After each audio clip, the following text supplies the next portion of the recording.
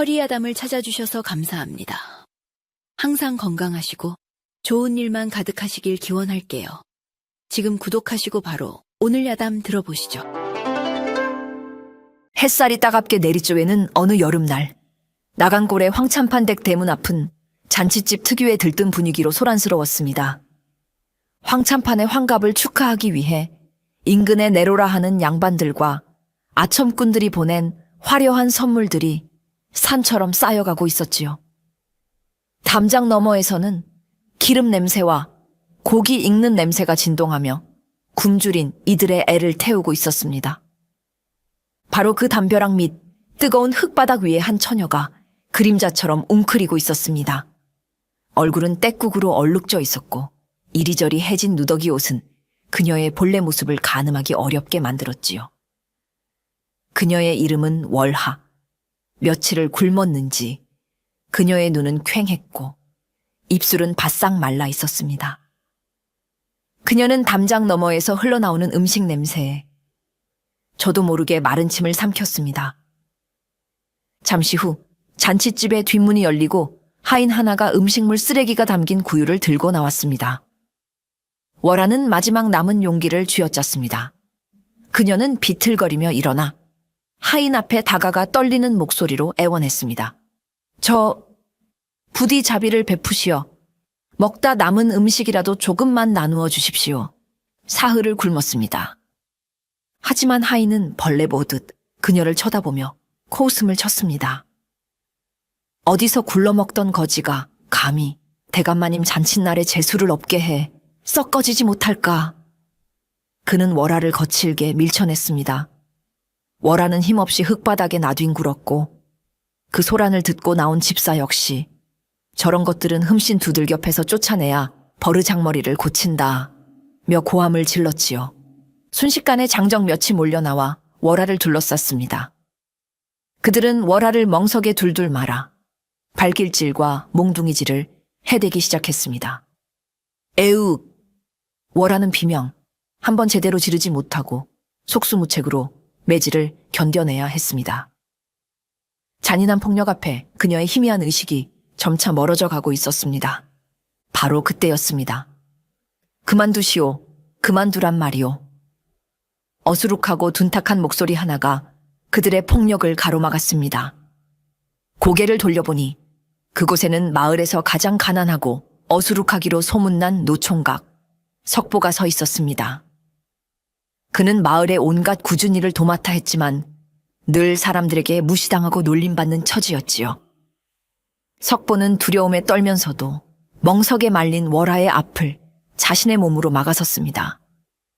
이 사람은 그저 배가 고파 그런 것뿐이오. 죄 없는 사람에게 너무 심하지 않소. 이놈이 미쳤나. 내까짓게 감히 누굴 가르치려 들어. 장정 하나가 석보의 뺨을 후려쳤습니다. 석보의 입가에서 피가 터져 나왔지만 그는 꿈쩍도 하지 않고 월하를 감쌌습니다. 그의 우직하고 순박한 눈에는 옳지 않은 일에 대한 서툴지만 강한 저항의 빛이 담겨 있었지요. 소란이 커지자 마침내 황참판이 거들먹거리며 밖으로 나왔습니다. 그는 석보를 보고 혀를 차며 말했지요. 쯧쯧, 저런 모자란 놈이니 끼리끼리 어울리는구나. 내 오늘 환갑잔치이니 특별히 내 놈의 체면을 보아 저 계집을 살려주마. 당장 내 놈과 함께 내 눈앞에서 사라지거라. 석보는 황급히 월하를 둘러싼 멍석을 풀었습니다. 월하는 이미 정신을 잃고 축 늘어져 있었지요. 석보는 그런 그녀를 자신의 등에 조심스럽게 업었습니다. 그리고 돌아서려던 순간 그는 품에서 무언가를 꺼내 월하의 손에 쥐어주었습니다. 그것은 그가 오늘 하루 종일 뼈 빠지게 일하고 품삯 대신 받아온 그의 유일한 재산인 따끈한 찐 옥수수 한 개였습니다. 석보는 아무 말 없이 월하를 업고 자신의 초라한 흙집으로 향했습니다. 잠시 후 그의 등 위에서 희미한 의식을 되찾은 월하는 자신의 손에 쥐어진 따뜻한 옥수수의 온기를 느꼈습니다. 그리고 그 순간 그녀의 마른 눈에서 뜨거운 눈물 한 방울이 흘러내렸습니다. 세상의 모든 멸시와 폭력 속에서 그녀는 처음으로 인간의 따뜻한 온정을 느낀 것입니다. 그녀는 결심했습니다.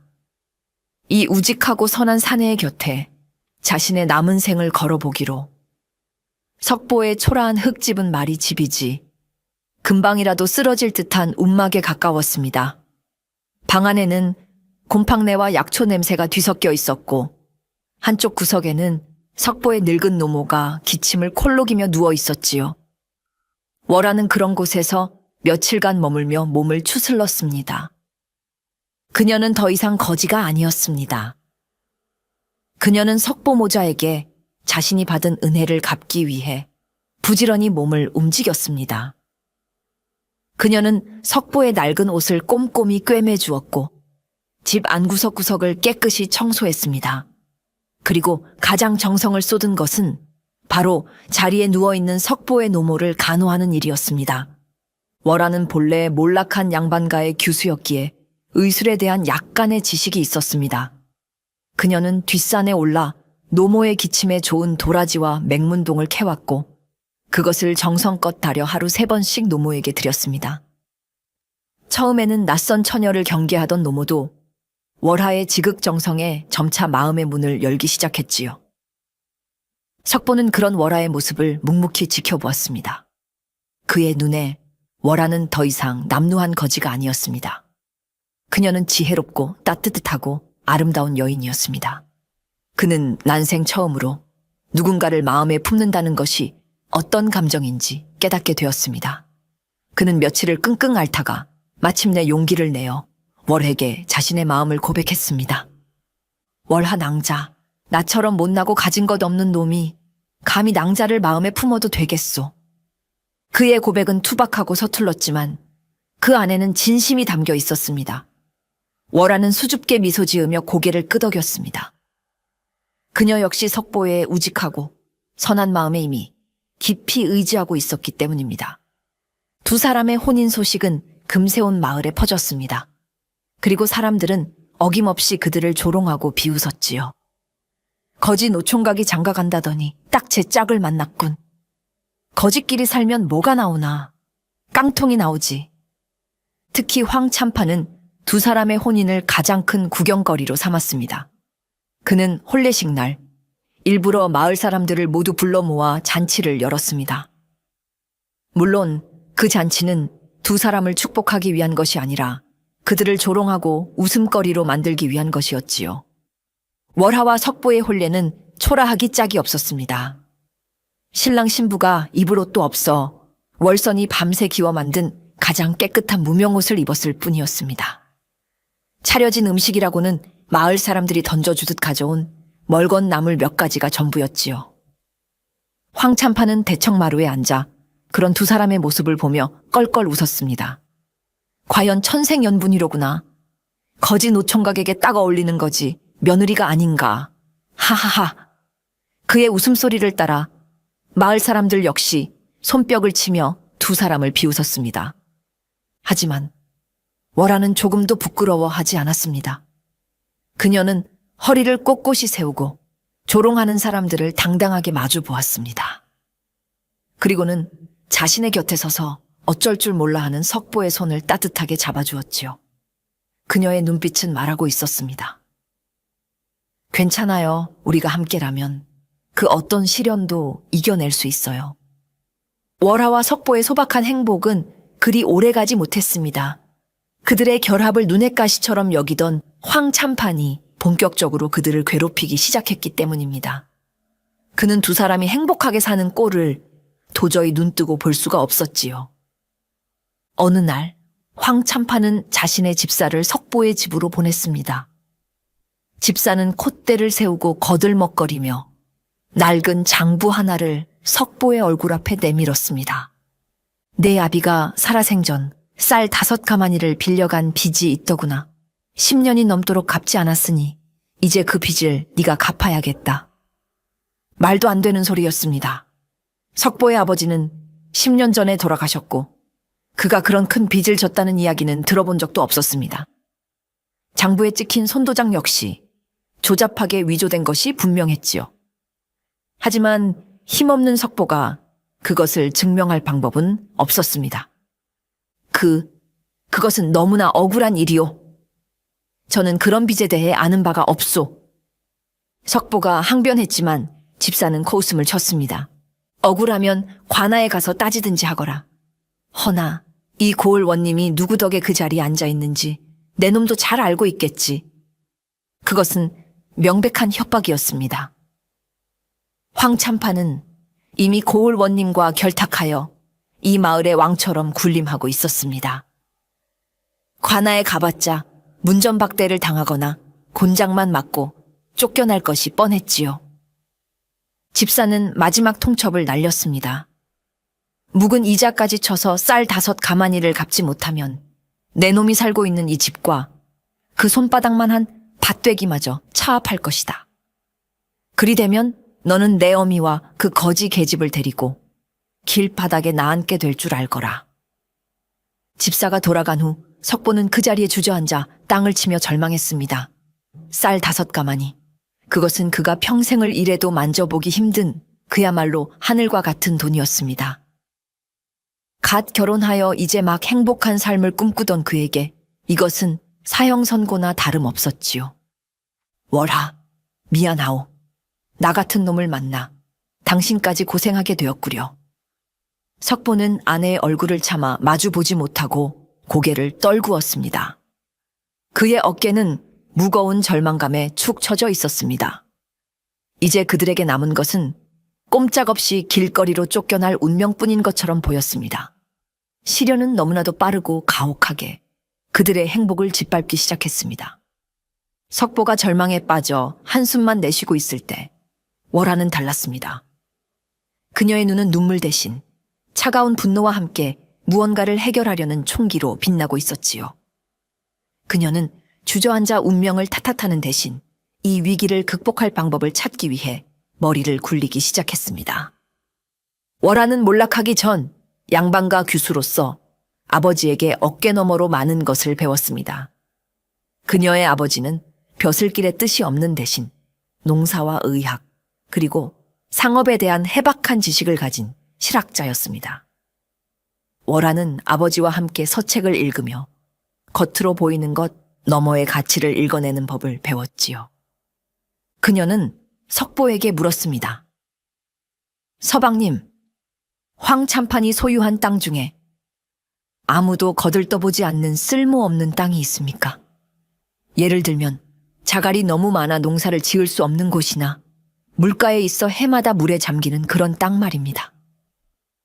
석보는 아내의 뜬금없는 질문에 고개를 갸웃거렸지만 이내 손뼉을 쳤습니다. 아, 있소. 있고 말고. 마을 동쪽 강변에 온통 자갈투성이인 묵정밭이 하나 있어. 황참판도 그 땅은 쓸모가 없다며 아무나 땔감이라도 해가라고 내버려둔 땅이요. 그 말을 듣는 순간 월하의 머릿속에 번개처럼 스치는 것이 있었습니다. 자갈밭, 강변, 물 빠짐이 좋은 땅, 낡은 농서의 한 구절이 떠올랐습니다. 시호와 감초 같은 약초는 척박하고 물 빠짐이 좋은 자갈 땅에서 오히려 더 깊은 약성을 낸다. 월하는 즉시 석보를 이끌고 그 강변 자갈밭으로 달려갔습니다. 과연 석보의 말대로 그곳은 농사를 짓기에는 불가능해 보이는 척박한 땅이었습니다. 하지만 월하의 눈에는 그 버려진 땅이 황금으로 보였습니다.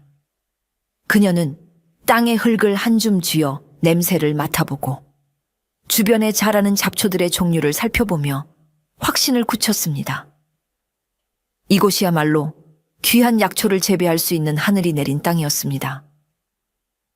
서방님, 우리에게 아직 희망이 있습니다. 월하가 결연한 목소리로 말했습니다. 그녀는 곧장 황참판을 찾아갔습니다. 그리고는 당돌한 제안을 했지요. 대감마님, 저희가 빚을 갚을 길이 막막하니 부디 자비를 베풀어 주십시오. 저 동쪽 강변에 쓸모없는 자갈밭을 저희에게 쌀 1 가마니 빚에 넘겨주십시오.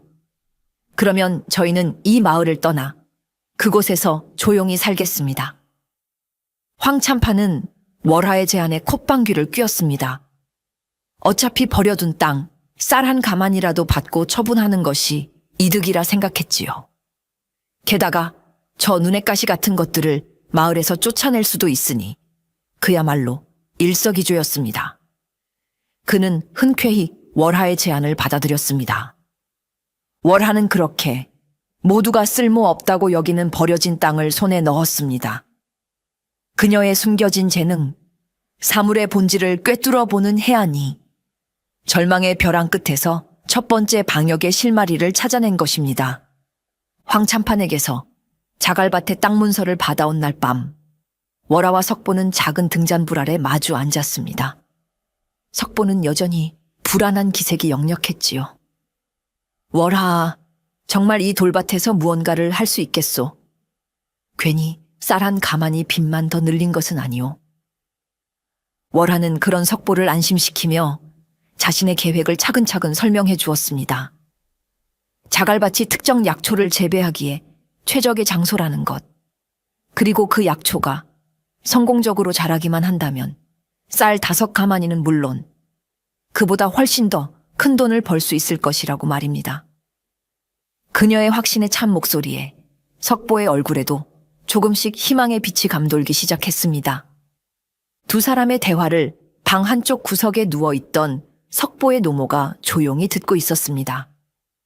그녀는 며느리가 들어온 이후로 아들의 얼굴에 웃음이 되살아나고 집안에 활기가 도는 것을 느끼고 있었지요. 그리고 오늘 며느리가 절망적인 상황에서도 포기하지 않고 누구도 생각지 못한 방법으로 위기를 타개하려는 것을 보고 그녀가 보통 인물이 아님을 완전히 확신하게 되었습니다. 노모는 힘겹게 몸을 일으켜 앉아 며느리를 불렀습니다. 얘야, 월하야, 이리 좀 가까이 와보거라. 월하가 노모의 곁으로 다가가자 노모는 떨리는 손으로 아랫목 벽장 깊숙한 곳을 더듬었습니다. 그리고는 먼지가 뽀얗게 쌓인 작고 낡은 목괴 하나를 꺼내 들었지요. 이것은 우리 집안 대대로 내려오는 물건이란다. 노모는 목괴를 열어 그 안에서 손때가 묻어 반질반질해진 낡은 책 한 권을 꺼내 월하에게 건넸습니다. 그것은 표지가 다 닳아 제목조차 알아볼 수 없는 오래된 약초 서적이었습니다. 내 듣자 하니 우리 집안의 먼 조상님께서 어이를 지내셨다더구나. 그분께서 평생의 경험과 지혜를 담아 남기신 책이라고 들었다. 허나 후손들이 어리석어 그 가치를 알아보지 못하고 그저 낡은 책으로만 여겨 이리 썩혀두고 있었지. 월하는 경건한 마음으로 책을 받아들었습니다. 책장을 넘기자 그 안에는 붓으로 정교하게 그려진 희귀 약초들의 그림과 그 재배법, 그리고 효능이 빼곡하게 적혀 있었습니다. 그녀가 어깨너머로 배운 지식과는 비교도 되지 않는 깊고 전문적인 내용들이었습니다. 노모는 책의 마지막 장을 펼쳐 보였습니다. 그곳에는 종이 사이에 무언가가 소중하게 끼워져 있었지요. 그것은 상아로 만들어진 작은 패였습니다. 패에는 개성상인 마라는 글자가 새겨져 있었습니다. 나의 시아버지께서 돌아가시기 전에 그러셨다. 만약 살다가 정말 큰 어려움에 부딪히거든 이 증표를 가지고 개성에 있는 마행수라는 거상을 찾아가라고. 우리 집안과 깊은 신의가 있는 분이니 분명 큰 도움을 줄 것이라고 말이다. 다음 날부터 월하와 석보의 고된 노동이 시작되었습니다. 두 사람은 동이 트기도 전에 일어나 해가 질 때까지 자갈밭에 매달렸지요. 석보는 우직한 힘으로 큰 돌들을 골라내 밭에 경계를 쌓았고 월하는 섬세한 손길로 약초 씨앗을 심기에 적당한 깊이와 강역으로 흙을 파냈습니다. 마을 사람들은 여전히 그들의 노력을 비웃었습니다. 저런 돌밭에 씨앗을 심다니 미친 짓이 아니고 무엇인가. 쯧쯧, 저러다 빚만 더 늘리고 쫓겨나겠구먼. 그들의 조롱에도 두 사람은 묵묵히 땀을 흘렸습니다. 월하는 시어머니가 물려준 약초 서적을 밤새 읽고 또 읽었습니다. 책에는 흙의 성질에 따라 거름 주는 법, 해와 바람의 방향에 따라 물 주는 법 등 그녀가 몰랐던 놀라운 지혜들이 가득했습니다. 그녀는 책의 가르침대로 강변의 모래와 썩은 나무잎을 섞어 천연거름을 만들고 정성스럽게 약초밭을 가꾸었지요. 몇 달의 시간이 흐르고 기적이 일어나기 시작했습니다. 모두가 불가능하다고 말했던 척박한 자갈밭에서 파릇파릇한 새싹들이 하나둘씩 돋아나기 시작한 것입니다. 그리고 그 새싹들은 놀라운 속도로 자라나 어느덧 밭 전체를 온통 푸른빛으로 뒤덮었습니다.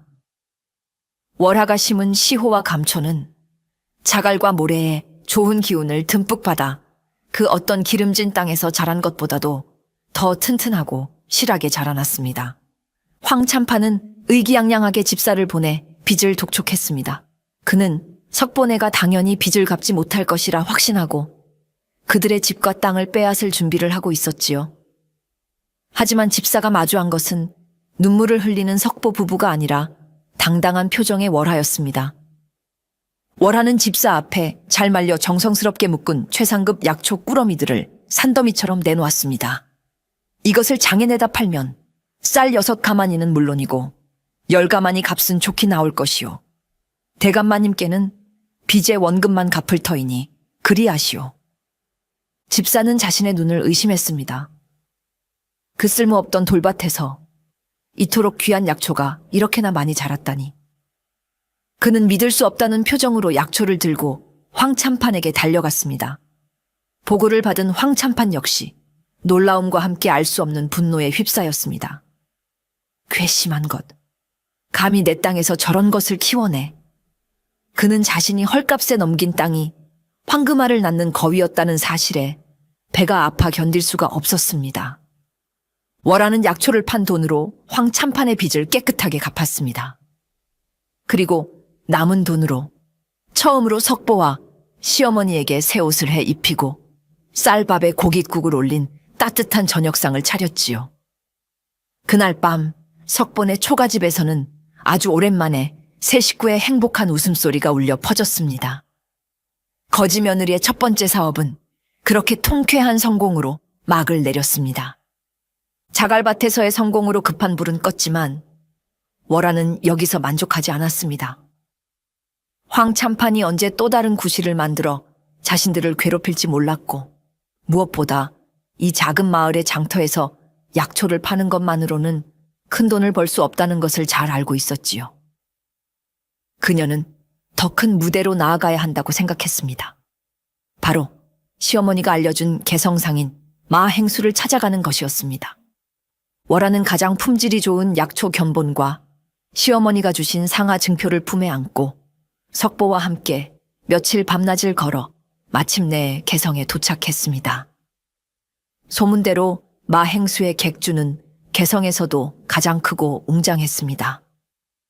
쉴 새 없이 드나드는 상인들과 짐꾼들로 북새통을 이루고 있었지요. 거지나 다름없는 행색의 월하와 석보가 마행수를 만나고 싶다고 하자 문지기는 콧방귀를 뀌며 그들을 내쫓으려 했습니다. 그때 월하가 품에서 상가 증표를 꺼내 보였습니다.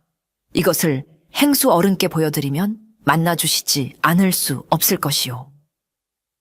증표를 본 문지기의 얼굴이 사색이 되었습니다. 그는 황급히 안으로 뛰어들어가 마 행수에게 사실을 고했지요. 잠시 후 안에서 나온 마 행수는 날카롭고 까다로운 인상의 중년 사내였습니다.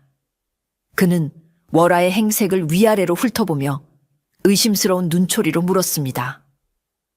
이 증표는 어찌하여 내년이 가지고 있는 것이냐? 월하는 당황하지 않고 차분하게 자신의 신분과 석보의 집안과 마행수 집안의 오랜 인연에 대해 설명했습니다. 그리고는 자신이 직접 재배한 약초 견본을 내밀었지요. 마행수는 처음에는 시큰둥한 표정으로 약초를 받아들었습니다. 하지만 약초를 자세히 살펴보던 그의 표정이 점차 놀라움으로 변해갔습니다. 그는 약초의 뿌리를 잘라 맛을 보고 향을 맡아보더니 감탄을 금치 못했습니다.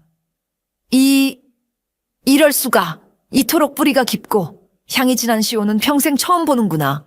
대체 어떤 땅에서 이런 것이 자랄 수 있단 말인가. 그때부터 월하의 진가가 발휘되기 시작했습니다.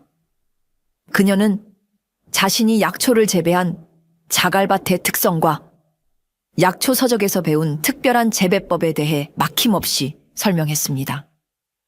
나아가 그녀는 현재 약초 시장의 문제점, 즉 품질이 들쑥날쑥하고 유통 과정이 복잡하여 약재의 가격이 부풀려져 있다는 점을 날카롭게 지적했지요.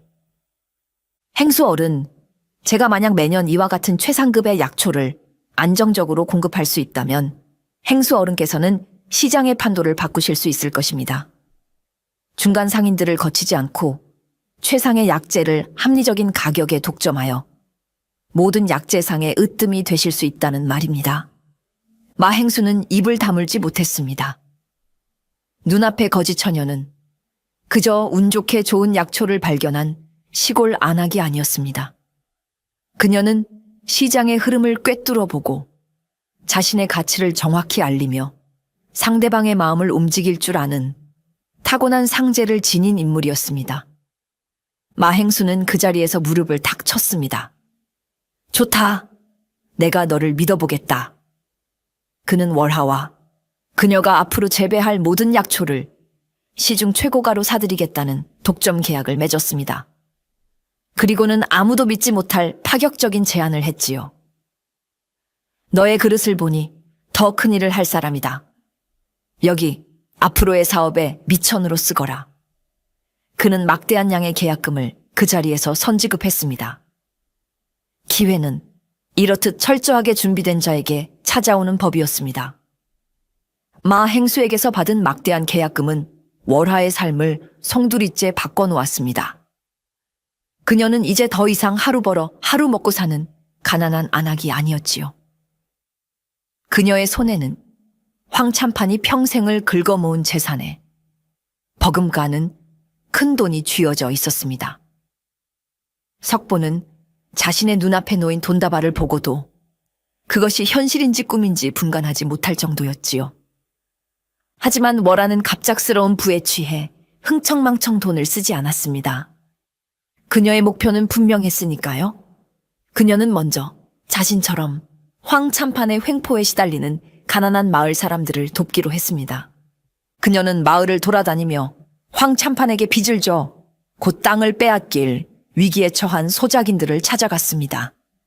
그리고는 그들에게 제안했지요. 제가 그 빚을 대신 갚아드리겠습니다. 대신 저에게 그 밭을 파십시오. 물론 시세보다 더 후한 값을 쳐드릴 것입니다. 처음에 사람들은 그녀의 제안을 믿지 못하고 의심했습니다. 거지 며느리가 갑자기 어디서 저런 큰 돈이 났을까? 혹시 황참판보다 더 악독한 지주가 되려는 것은 아닐까? 하지만 월하는 그들의 불안을 따뜻한 진심으로 잠재웠습니다. 걱정 마십시오. 저는 여러분의 삶의 터전을 빼앗으려는 것이 아닙니다. 밭을 저에게 파신 뒤에도 여러분은 계속해서 그 밭에서 농사를 지으시면 됩니다. 다만 이제부터는 황참판이 아닌 저에게 소작료를 내시면 되는 것입니다. 약속드리건대 제가 받는 소작료는 황참판이 받던 것의 절반에도 미치지 못할 것입니다. 또한 흉년이 들면 소작료를 감면해주고 관아에 내야 할 세금도 제가 대신 처리해드리겠습니다. 그것은 실로 파격적인 조건이었습니다. 소작인들은 자신의 귀를 의심했지요. 하지만 월하의 진심 어린 눈빛과 그녀가 내민 두둑한 밭값에 사람들은 마침내 그녀를 믿기로 했습니다. 하나둘씩 그녀에게 자신의 밭을 파는 사람들이 늘어나기 시작했습니다. 월하는 그렇게 마을의 작은 밭들을 야금야금 사들이기 시작했습니다. 그녀는 단순히 땅을 사는데 그치지 않았습니다. 그녀는 각 밭의 토질과 특성을 꼼꼼히 파악하고 그 땅에 가장 적합한 작물이 무엇인지 혹은 어떤 약초를 심으면 좋을지 소작인들에게 조언해 주었습니다. 그녀의 해박한 지식에 평생 농사만 짓고 살아온 농부들도 혀를 내두를 정도였지요. 마을에는 놀라운 변화가 일어나기 시작했습니다. 월하의 땅에서 일하는 소작인들은 예전보다 훨씬 적은 부담으로 더 많은 수확을 거두게 되었습니다. 그들의 얼굴에는 웃음이 되살아났고 아이들은 더 이상 굶주리지 않게 되었지요. 사람들은 이제 월하를 거지 며느리라고 부르지 않았습니다. 대신 월하 마님이라 부르며 그녀를 진심으로 존경하고 따르기 시작했습니다. 월하는 그렇게 돈으로 땅을 사는 것이 아니라 진심으로 사람의 마음을 얻으며 마을의 새로운 구심점으로 떠오르고 있었습니다. 월하가 마을의 새로운 실세로 떠오르자 가장 속이 타는 사람은 바로 황참판이었습니다. 자신의 발밑에서 벌레처럼 기어야 할 거지 며느리가 이제는 자신과 어깨를 나란히 하는, 아니 오히려 자신을 위협하는 존재가 되었으니 말입니다. 자신의 소작인들이 하나둘씩 월하에게 땅을 팔고 떠나가는 것을 보며 그는 참을 수 없는 분노와 위기감을 느꼈습니다. 괘씸한 것, 저 요망한 계집이 감히 내 것을 넘봐. 황참판은 더 이상 월하를 내버려 둘 수 없다고 판단하고 본격적으로 그녀를 무너뜨리기 위한 비열한 계략을 꾸미기 시작했습니다. 그는 먼저 자신의 오랜 뒷배인 고을 원님을 찾아갔습니다. 그는 원님에게 막대한 뇌물을 바치며 월에게 손을 봐달라고 청탁했지요. 며칠 후 관아의 포졸들이 월하의 집으로 들이닥쳤습니다. 그들은 다짜고짜 월하가 불법으로 토지를 매매하고 탈세를 했다는 누명을 씌우며 막대한 양의 세금을 내라고 으름장을 놓았습니다. 만약 세금을 내지 못하면 그녀가 사들인 모든 땅을 관아에서 몰수하겠다는 협박과 함께였지요. 평범한 사람이었다면 관아의 압박에 속수무책으로 무너질 수밖에 없는 상황이었습니다. 하지만 월하는 그리 쉽게 당할 상대가 아니었지요. 관아의 횡포에도 그녀는 눈 하나 깜짝하지 않았습니다. 그리고 관아의 세금 폭탄이 실패로 돌아가자 황참판은 더욱 악랄한 방법을 사용했습니다. 그는 저작거리의 왈패들을 돈으로 매수했습니다. 그리고는 한밤중에 그들을 시켜 월하의 가장 큰 자산인 강변 약초밭을 엉망으로 만들어 놓으라고 지시했지요. 그 계집의 돈줄을 완전히 끊어버려라. 약초를 하나도 남김없이 다 뽑아버리고 밭을 불태워버려. 그날 밤 복면을 쓴 왈패 무리가 횃불을 들고 살금살금 약초밭으로 향했습니다. 달빛 하나 없는 칠흑 같은 어둠 속에서 그들은 자신들의 계획이 완벽하게 성공하리라 믿어 의심치 않았지요. 그들은 자신들이 지금 거대한 함정 속으로 제 발로 걸어 들어가고 있다는 사실을 꿈에도 모른 채 말입니다. 황참판의 비열한 방해 공작은 월하의 지혜와 맞물려 오히려 그 자신의 목을 조르는 밧줄이 되어가고 있었습니다. 황참판의 계략은 교활했지만 월하는 그보다 한 수 위였습니다. 그녀는 황참판이 자신을 무너뜨리기 위해 어떤 짓이라도 할 것임을 미리 예측하고 있었지요. 관아에서 세금 폭탄을 터뜨렸을 때 그녀는 조금도 당황하지 않았습니다. 그녀는 곧장 개성으로 사람을 보내 마행수에게 도움을 청했습니다. 마행수는 조선 팔도의 상권을 쥐고 있는 거상이었습니다. 그의 영향력은 일개 고을 원님 따위와는 비교도 되지 않았지요.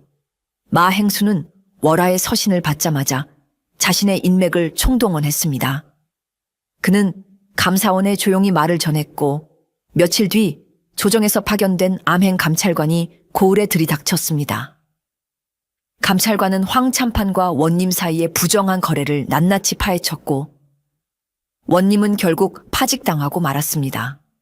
월하는 그렇게 황참판의 가장 든든한 뒷배를 아무도 모르게 잘라내 버린 것입니다. 왈패들의 습격 또한 그녀의 손바닥 안에 있었습니다. 그녀는 낮에 황참판의 집 주변을 어슬렁거리는 낯선 왈패들을 보고 그날 밤 약초밭에 무슨 일이 생길 것임을 직감했습니다. 그녀는 석보와 이제는 자신을 중심으로 따르는 마을 장정 몇을 불러 모았습니다. 오늘 밤 밭으로 도둑이 들 것입니다. 하지만 우리는 그들과 싸우지 않을 것입니다. 대신 작은 선물을 준비해 두지요. 그날 저녁 월하와 마을 사람들은 약초밭 주변에 교묘한 함정들을 설치했습니다. 왈패들이 지나갈 만한 길목에는 얕은 구덩이를 파고 그 위를 나무잎으로 덮어두었고 밭으로 들어오는 좁은 길에는 칡덩굴을 엮어 발목 덫을 만들어 두었지요. 그리고 마지막으로 약초밭 한가운데 있는 커다란 허수아비의 옷에 오치나무 진액을 흠뻑 발라두었습니다. 그날 밤 예상대로 횃불을 든 왈패들이 나타났습니다. 그들은 어둠 속에서 월하가 설치해둔 함정들을 미처 발견하지 못했지요. 악! 으악! 여기저기서 왈패들이 구덩이에 빠지고 덩굴에 걸려 넘어지는 비명이 터져 나왔습니다. 허둥지둥 밭으로 들어간 그들은 밭 한가운데 서 있는 허수아비를 홧김에 마구 두들겨 팼습니다. 다음 날 아침, 마을 사람들은 꼴사나운 광경을 목격했습니다. 왈패들은 온몸이 옷으로 벌겋게 부어오른 채 가려움을 참지 못하고 뒹굴고 있었지요. 그들은 월하 앞에 무릎을 꿇고 황참판의 사주를 받았다고 모든 것을 실토했습니다. 이 사건으로 황참판의 비열함은 온 마을에 알려졌고 그의 평판은 땅에 떨어졌습니다. 반면 월하의 지혜와 대담함에 대한 명성은 더욱 높아졌지요.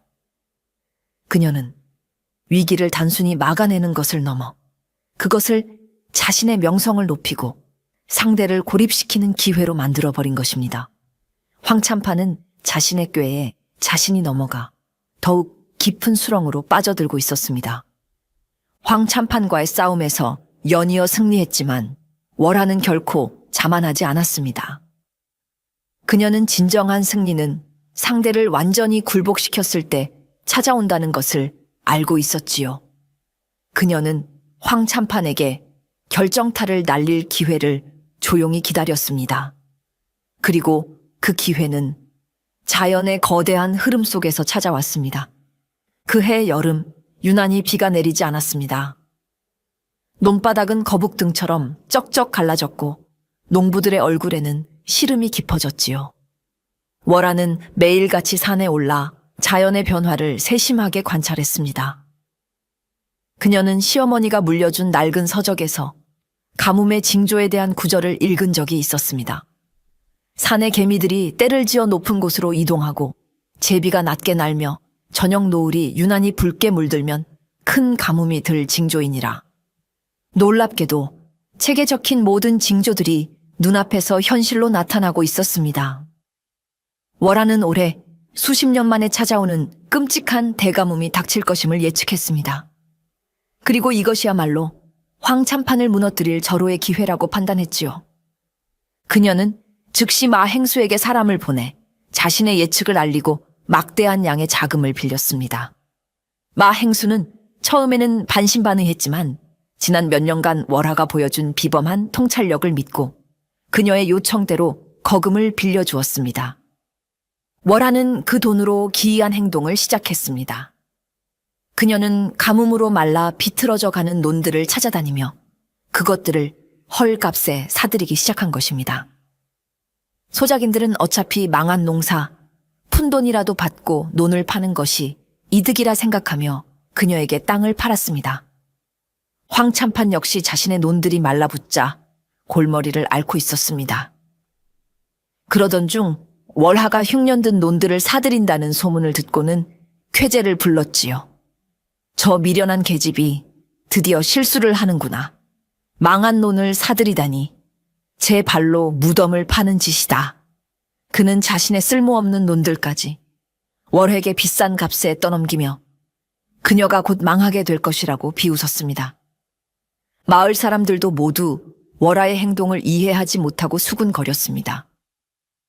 월하 마님이 드디어 노망이 났나 봐. 저 많은 논을 사서 뭘 하려고.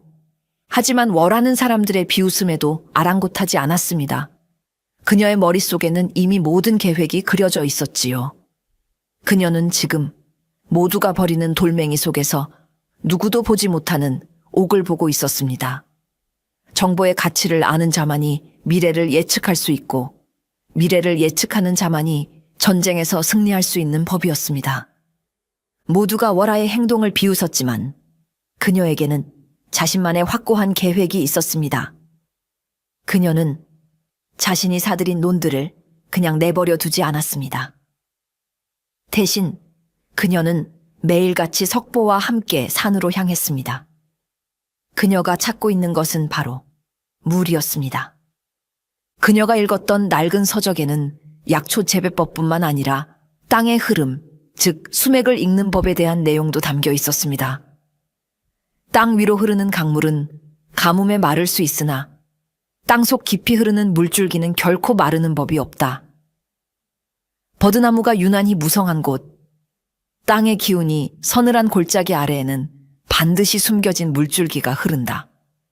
월하는 책의 가르침과 자신의 직감을 믿고 며칠 밤낮을 산속을 헤맨 끝에 마침내 숨겨진 수맥이 흐르는 거대한 안반지대를 찾아냈습니다. 그곳은 마을의 주된 식수원인 강과는 전혀 다른 독립된 수원이었습니다. 찾았어요, 서방님. 우리가 살 길을 찾았어요. 그날부터 거대한 공사가 시작되었습니다. 월하는 자신의 땅에서 일하는 모든 소작인들을 동원했습니다. 그녀는 그들에게 넉넉한 품삯을 약속하고 가뭄을 이겨낼 희망을 심어주었지요. 나를 믿고 따라주시오. 내가 여러분의 논에 물을 대주겠소. 사람들은 반신반의하면서도 그녀의 카리스마와 설득력에 이끌려 공사에 참여했습니다. 그들은 월하의 지시에 따라 산의 안반지대에서부터 그녀가 사들인 농가지 이어지는 거대한 수로를 파기 시작했습니다. 돌을 깨고 흙을 파내는 고된 작업이 며칠 밤낮으로 이어졌습니다. 한편 황참파는 자신의 부를 이용하여 마을의 강물을 독점하고 있었습니다. 그는 강상류에 둑을 쌓아 오직 자신의 논에만 물을 댔지요. 하지만 연일 계속되는 폭염에 그 강물마저 서서히 말라붙고 있었습니다. 그는 월하가 산속에서 흙 파기 노름이나 하고 있다는 소문을 듣고 그녀의 어리석음을 비웃을 뿐이었습니다. 마침내 수로가 완성되던 날, 석보가 마지막 바위를 깨뜨리자 그 틈새로 시원한 지하수가 콸콸 쏟아져 나오기 시작했습니다. 물이다. 물이 터졌다. 사람들은 환호성을 지르며 서로를 부둥켜 안았습니다. 시원한 물줄기는 새로 만든 수로를 따라 월하가 사들였던 마른 논들을 구석구석 적시기 시작했습니다. 메말랐던 땅이 다시 생명을 되찾는 순간이었습니다. 여름이 끝나고 가을이 찾아왔을 때 나간골의 풍경은 극명하게 갈렸습니다. 수십 년 만에 찾아온 최악의 가뭄은 마을의 운명을 송두리째 뒤바꿔 놓았습니다. 황참판의 노는 그야말로 처참했습니다. 그가 독점했던 강물은 진작에 바닥을 드러냈고 그의 광활한 노는 누렇게 타들어가 쩍쩍 갈라져 있었습니다. 벼이삭들은 나달 하나 제대로 맺지 못하고 쭉정이가 되어 고개를 숙였지요. 그는 평생 처음 겪는 대흉작 앞에서 망연자실할 뿐이었습니다. 소작인들은 한 해 농사를 완전히 망쳤고 그의 고가는 텅 비게 될 것이 자명했습니다.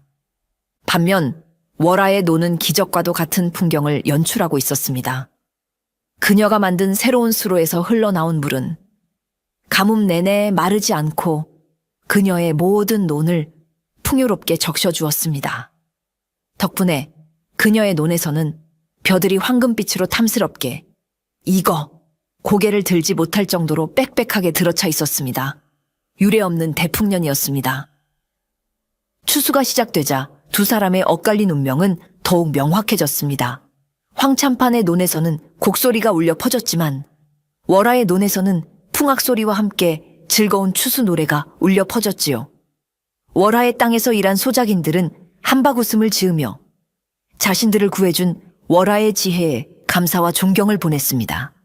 전세는 완벽하게 역전되었습니다. 가뭄으로 인해 전국의 쌀값이 천정부지로 치솟았습니다. 월하는 이 기회를 놓치지 않았습니다. 그녀는 마행수와 협력하여 자신이 수확한 막대한 양의 쌀을 적절한 시기에 시장에 풀어놓았습니다. 그녀는 쌀을 무작정 비싸게 팔아 폭리를 취하지 않았습니다.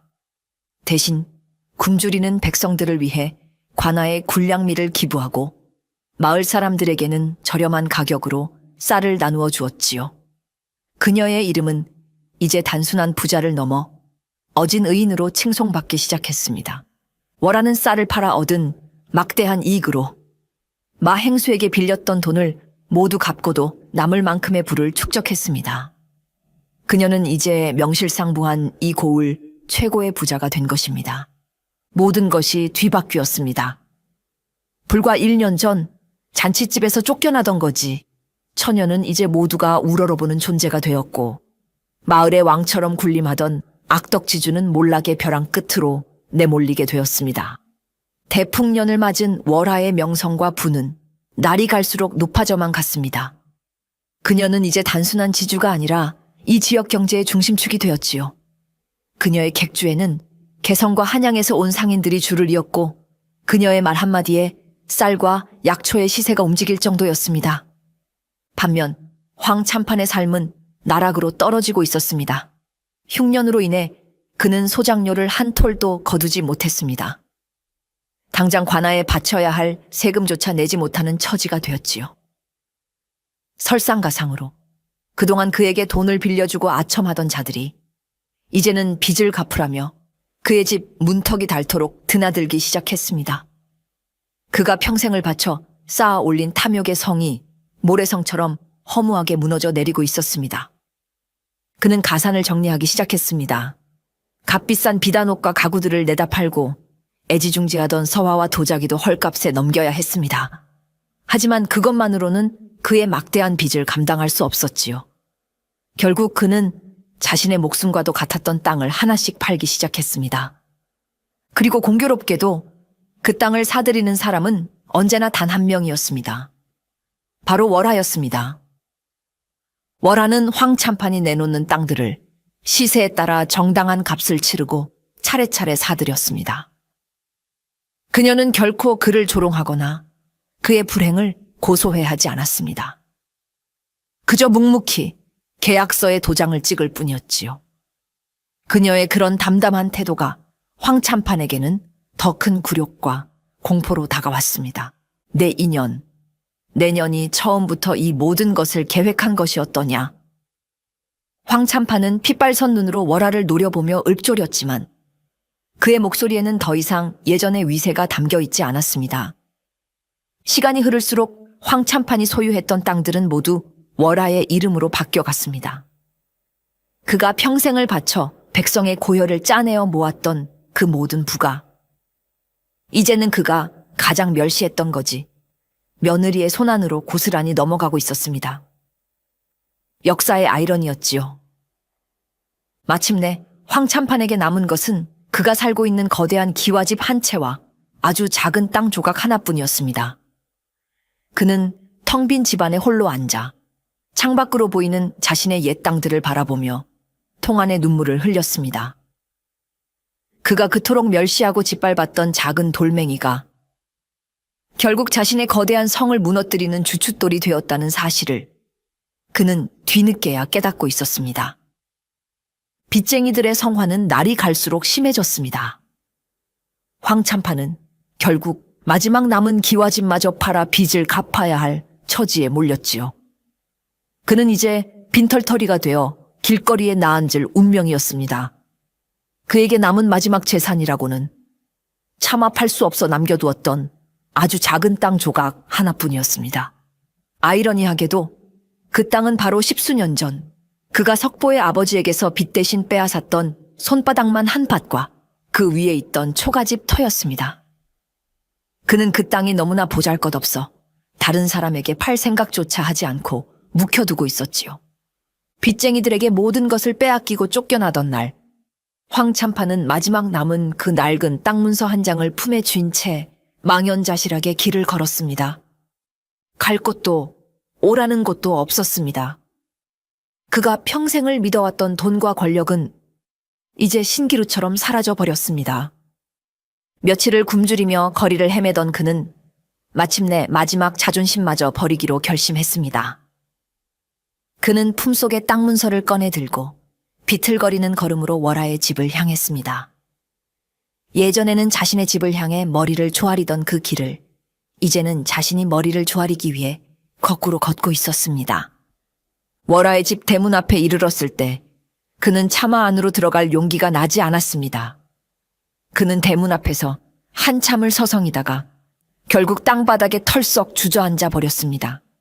한때 이 고을의 하늘과도 같았던 그의 모습은 이제 남루한 행색의 늙은 거지에 불과했습니다.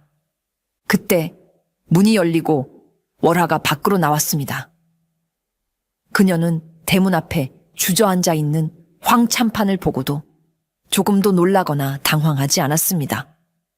마치 그가 올 것을 미리 알고 있었다는 듯 평온한 표정이었지요. 황참판은 고개를 들지 못하고 흙 묻은 손으로 낡은 땅 문서를 그녀에게 내밀었습니다.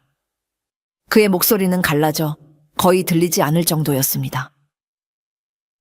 이것이라도 사주시오. 이 늙은이 밥이라도 한술 뜨고 죽어야 하지 않겠소.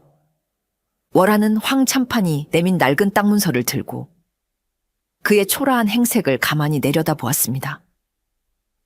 그녀의 마음속에 1년 전 자신이 이 집 앞에서 멍석에 말려 매질을 당하던 그날의 기억이 스쳐 지나갔습니다. 그때의 굴욕과 아픔, 그리고 자신을 감싸주던 한 사내의 따뜻한 온기까지. 모든 것이 어제 일처럼 생생했습니다. 그녀는 천천히 입을 열었습니다. 그녀의 목소리는 차갑지도 뜨겁지도 않은 강물처럼 깊고 평온한 소리였습니다. 참판 어른, 제가 어른의 땅을 수도 없이 사보았지만 이 땅처럼 보잘것없는 것은 처음 봅니다. 묵정밭이라 농사를 지을 수도 없고 집을 짓기에도 너무나 좁으니 사실상 그 가치는 쌀 한 태치도 되지 않을 것입니다. 황참판의 얼굴이 절망으로 더욱 일그러졌습니다. 그는 월하가 자신의 마지막 남은 땅마저 거절할 것이라 생각하고 그대로 고개를 땅에 박았습니다. 하지만 월하의 말은 거기서 끝나지 않았습니다. 허나 내 오늘 특별한 값을 쳐서 이 땅을 사드리겠습니다. 황참판의 눈에 희미한 희망의 빛이 떠올랐습니다. 그는 고개를 들어 월하를 쳐다보았지요. 월하는 품속에서 무언가를 꺼내 그의 손에 쥐어 주었습니다. 그것은 돈도 쌀도 아니었습니다. 바로 잘 익어 노랗게 빛나는 찐 옥수수 한 개였습니다. 황참판은 자신의 손에 놓인 옥수수를 보고 그 의미를 깨닫지 못한 채 어리둥절한 표정을 지었습니다. 월하는 그런 그를 보며 나지막이 말했습니다. 제가 이 집 앞에서 죽어가고 있을 때 한 사내가 저에게 찐 옥수수 한 개를 건네주었습니다. 그 옥수수 한 개가 저에게는 천금보다 더 귀한 생명의 양식이었습니다. 그러니 참판 어른의 이 마지막 땅의 가치는 제게는 딱 이 찐 옥수수 한 개 값입니다. 그제야 황참판은 모든 것을 깨달았습니다. 이것은 단순한 거래가 아니었습니다. 이것은 자신이 평생을 멸시하고 짓밟아왔던 것들의 가치에 대한 가장 완벽하고 통쾌한 복수였습니다.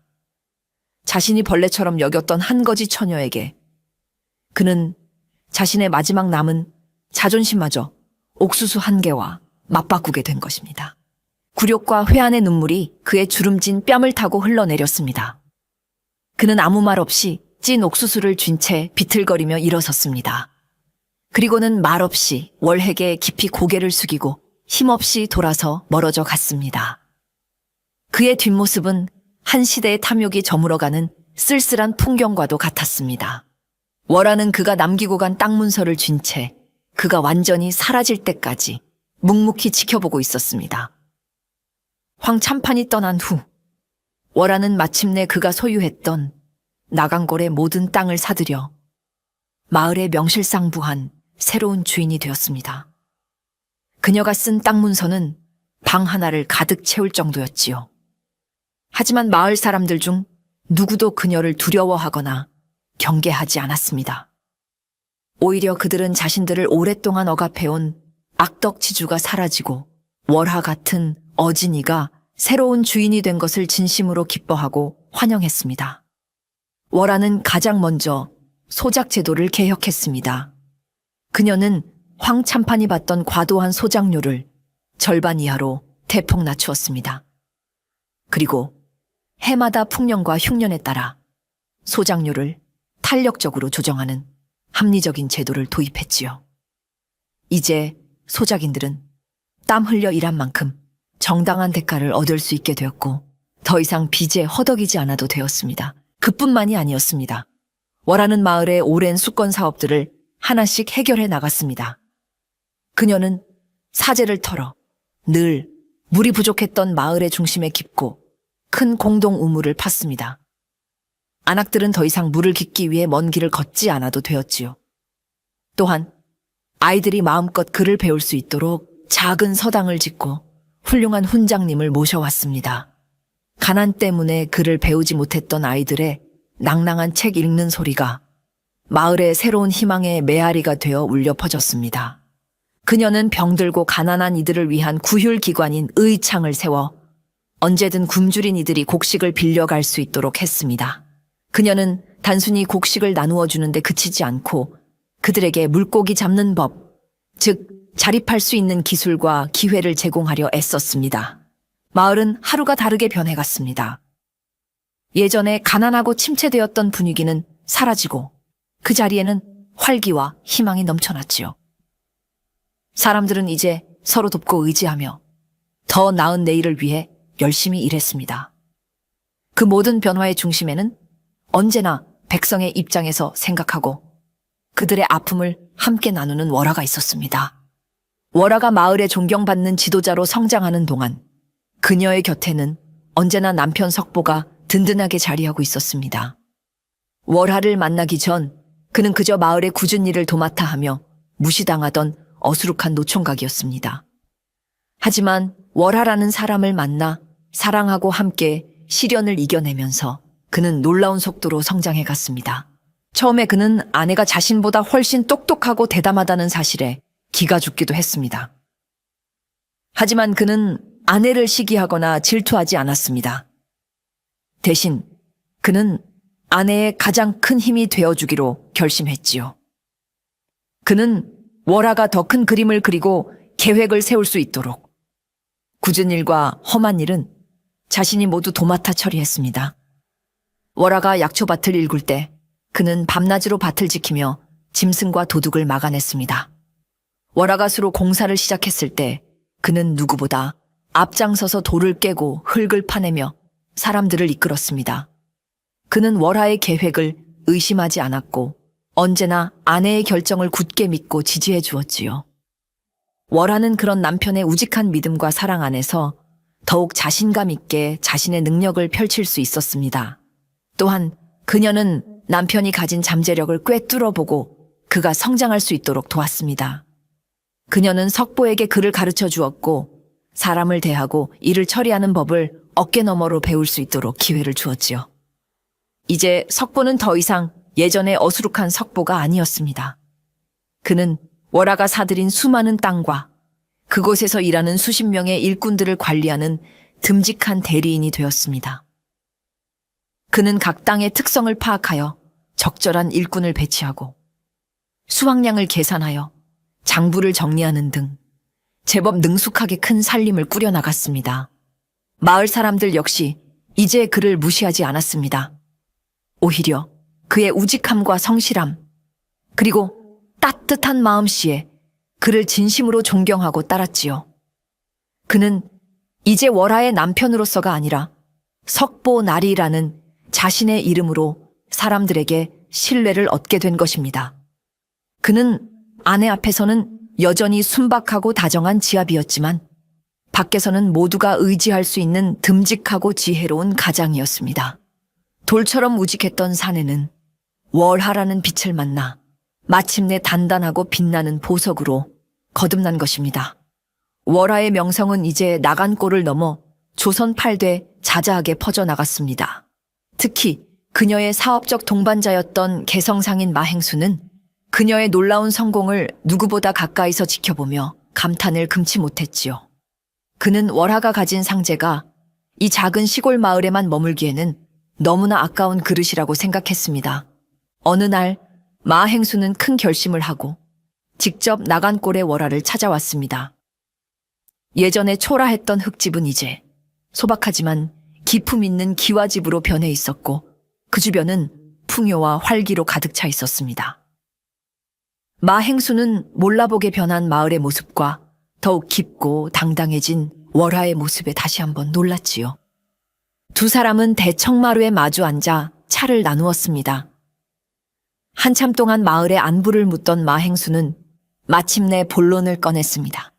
월하 마님, 내가 오늘 이곳에 온 것은 마님께 아주 중요한 제안을 하나 하기 위함이오. 그는 진지한 눈빛으로 월하를 바라보며 말했습니다. 마님의 그릇은 이 작은 고을에 담기에는 너무나 큽니다. 마님의 지혜와 통찰력이라면 조선의 상권을 모두 손에 쥘 수도 있을 것이오. 나와 함께 개성으로 갑시다. 내가 가진 모든 자본과 인맥을 동원하여 마님을 돕겠소. 우리 함께 이 나라 최고의 거상이 되어 더 큰 꿈을 펼쳐보지 않겠소?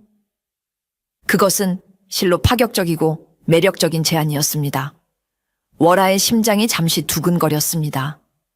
그녀의 머릿속에 더 넓은 세상, 더 큰 무대가 그려졌지요. 그녀의 능력이라면 마행수의 말처럼 조선 최고의 거상이 되는 것도 결코 헛된 꿈은 아닐 터였습니다. 월하는 잠시 눈을 감고 생각에 잠겼습니다.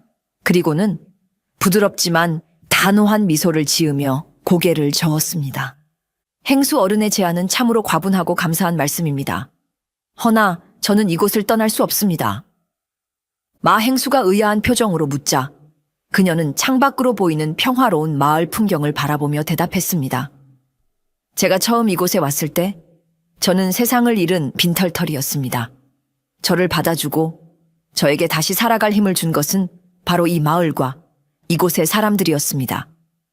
저의 부는 이 땅과 사람들에게서 나온 것이니 마땅히 이곳을 위해 쓰여야 한다고 생각합니다. 그녀는 남편 석보와 아이들의 웃음소리를 떠올렸습니다.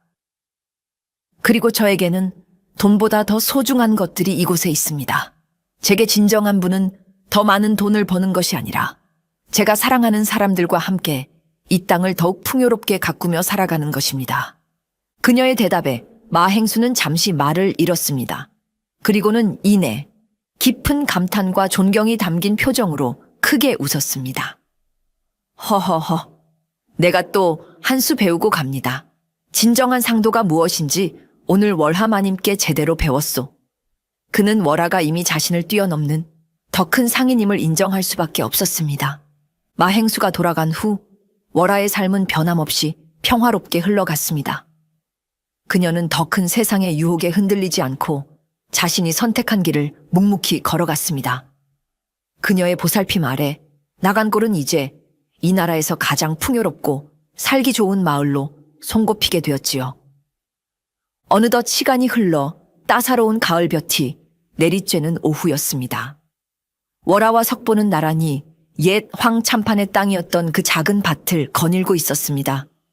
그 척박했던 땅은 이제 두 사람의 정성 어린 손길 아래 옥수수가 탐스럽게 자라는 비옥한 밭으로 변해 있었지요. 석보는 잘 익은 옥수수 한 개를 따서 껍질을 벗겨 월하에게 건넸습니다. 월하, 기억하시오? 우리가 처음 만났던 그날 내가 당신에게 주었던 옥수수를. 월하는 남편이 건네는 옥수수를 받아들며 환하게 미소 지었습니다. 어찌 있겠습니까? 제 생애 가장 맛있고 따뜻했던 옥수수였는걸요. 두 사람은 옥수수 밭 사이에 나란히 앉아 말없이 지나온 시간들을 돌아보았습니다. 멸시받던 거지 처녀에서 마을에 존경받는 대모가 되기까지 그 길고 험난했던 여정 속에는 언제나 이 옥수수 한 개처럼 따뜻했던 서로의 마음이 함께 있었습니다. 월하는 문득 깨달았습니다. 진정한 부란 무엇일까? 그것은 결코 넘쳐나는 돈이나 광활한 땅이 아니었습니다. 진짜 부는 절망에 빠진 이에게 기꺼이 자신의 마지막 옥수수를 건넬 수 있는 따뜻한 마음. 그리고 그 은혜를 잊지 않고 더 큰 사랑으로 갚아나가는 삶의 태도. 바로 그것이었습니다. 그녀는 비록 거지, 며느리로 시작했지만 이제 세상에서 가장 큰 부자였습니다. 그녀의 곁에는 그녀를 믿고 사랑해주는 든든한 남편이 있었고 그녀를 어머니처럼 따르는 수많은 마을 사람들이 있었으니까요. 서방님, 월하가 석보의 어깨에 살며시 머리를 기댔습니다. 저는 참 행복한 사람입니다. 석보는 그런 아내의 손을 꼭 잡아주었습니다. 황급빛 옥수수 밭 위로 두 사람의 행복한 그림자가 길게 늘어지고 있었습니다. 그들의 이야기는 한편의 전설이 되어 나간 꼴에 오래도록 전해질 것이었습니다.